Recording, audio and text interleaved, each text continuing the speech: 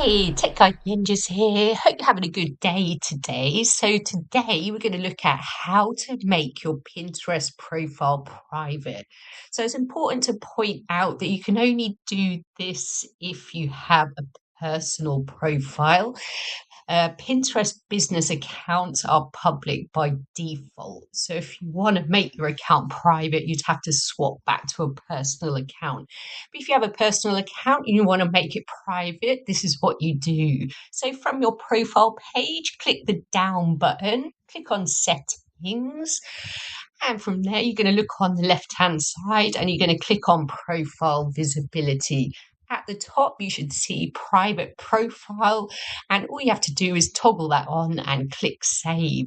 So that's how to make your Pinterest account private. I hope that was helpful. Please like the video and subscribe to the channel. I will see you soon.